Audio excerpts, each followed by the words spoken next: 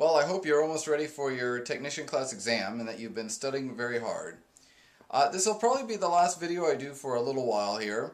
And remember, these videos don't cover all the material. In fact, they don't even really explain all the material in depth. It's more of a, we're intended to give you some visual aids and show you some radio practical applications that you might not get if you don't already have a radio that you can see what some of the questions are regarding. While we wrap it up, let's look at one more thing, and that's modulations. Now, there is a lot more information than what we could cover in even 2 or 3 of these videos. So I'm going to keep it really simple and ask that you, if you don't understand modulations, signal modulations, that you go on the internet and you look in your technician manual and your ham radio handbook and really spend some time learning this and understanding it, because it is very helpful. Let's look at the 3 different types of modulation that we're dealing with. The first is frequency modulation, and that's commonly referred to as FM, like on your FM dial, your FM radio in your car. That's frequency modulation. We also have phase modulation. We have amplitude modulation, and yes, that's AM, like your AM dial. So on your AM dial, that's amplitude modulation, and on your FM dial, that's frequency modulation. So you have 2 different types of modulation you might listen to on your car radio. Now, amplitude modulation, the other interesting thing is, before I go any further, is there's more practical application to your car radio in that when you tune in to, let's say, 102.5, that's 102.5 megahertz. And if you remember the equation we talked about before about how you can find wavelength if you know frequency, I encourage you to take that 102.5 or whatever your favorite FM station is, do the math and see what band it is. Same thing goes for your AM. When it says 1220 AM, that's 1220 kilohertz. So AM is measured in kilohertz, and the way they do the dial on the FM, it's in megahertz usually. So of course you're going to have to convert the 1220 AM kilohertz to megahertz and all of this and do your equation, but that would be a fun exercise for you. Now let's talk a little bit about amplitude modulation. Frequency modulation, before I go any further, is the frequency varies. So that means the frequency of the signal varies to transmit the data, or the information, not data, but the information that's trying to be transmitted. Amplitude modulation changes, they often say, changes the envelope or the power of the signal. So the power will vary to transmit that information. Now, again, that's just the surface, and I encourage you to go read much more on understanding those. But there's one thing I do want to demonstrate that when you hear it, really makes it, at least for me, it made it a lot easier to understand. And that involves a type of amplitude modulation called single sideband, or we usually just call it SSB. Single sideband. And single sideband is a type of amplitude modulation. In amplitude modulation, we have 3 main components of the signal. We have lower sideband, the carrier is the middle, and upper sideband.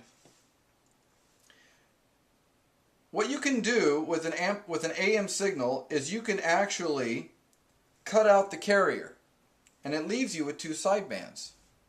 And then you can filter out one of those sidebands and leaves you with just another one. Now look, if this is bandwidth right here, so this is how much of the band that signal takes up.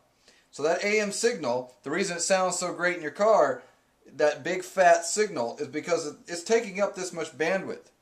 The television signals that you receive through the airwaves, I guess most of them are digital now, but particularly when they were analog, took up a certain amount, and still do, but a certain amount of bandwidth. So that was a much wider width of the band than what you would have for like your FM radio or your AM radio, because there was more information that had to be transmitted to the destination device, which in this case is the antenna on top of your TV. Now, within AM, again, this is bandwidth. So the bandwidth is, it takes up a good chunk of the band. Let's say if you were transmitting, which is not legal to do in the U.S., but if you were transmitting a broadcast station in amplitude modulation, full AM, on, let's say, 40 meters, you would be taking up, a larger chunk of the 40 meter band than if you simply operated in what we usually operate with on 40 meters, lower sideband. All right, so let's check this out a little bit and let's see what this sounds like on the radio. Now, I'm staying away from the 40 meter band right now because it's coming and going and I don't think it's the best demonstration, but let's see if I'm still tuned in here. So you can hear, and we're on 990 kilohertz. This would be AM 990. And if you look at the mode on my radio, I have it selected the AM mode. So I'm listening to the AM. And it's not as clear as it was earlier before I turned on the camera, but you can hear it's a pretty good signal. Now what happens if we just do the lower sideband of that signal?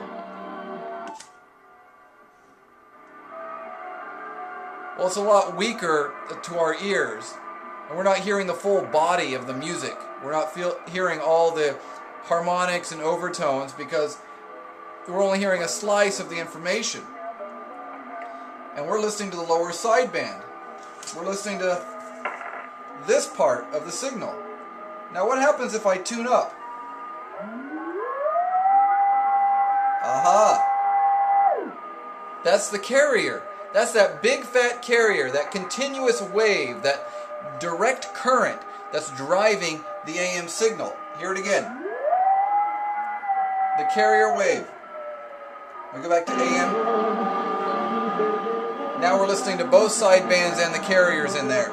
So you can't hear the carrier. It's what's carrying the sidebands. But now, if we went to upper sideband, we're hearing a little different frequency of the music. You might not be able to hear that on the camera.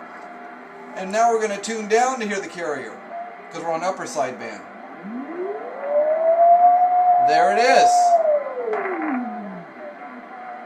We go back to the AM signal. Now why would we do this?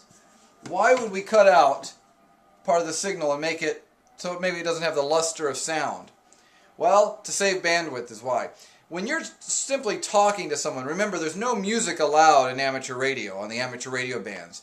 And when you're just talking to somebody, having what we call a phone transmission, a voice transmission, you don't need all that extra bandwidth. You don't need that big fat carrier. You don't need the other sideband to be able to intelligibly understand the other station.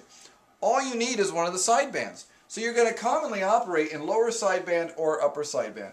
And let's see, if we go up to what is 40 meters here, we would be on lower sideband.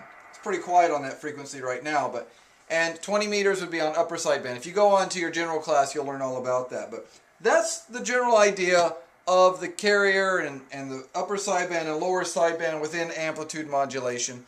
I hope that helps clear it up a little bit, makes a little more sense. You can actually hear that carrier in there. And particularly think of it within like Morse code. Morse code, we call it CW all the time, which stands for continuous wave. And continuous wave meaning a continuous wave of current. And that's that continuous wave of current that is being sent out and you're just interrupting it. Well, when you think about the carrier and the sidebands, well, CW is just that carrier being interrupted. And you can do a lot more with a lot less space of the band, and you can have a lot more conversations going on. I think there's even a question about how far do you need to tune on a voice transmission in single sideband, and the answer is 2 to 3 kz or kilohertz, 2 to 3 kilohertz. If that was a full AM signal, you'd have to tune quite a little ways to not cause harmful interference to the other stations.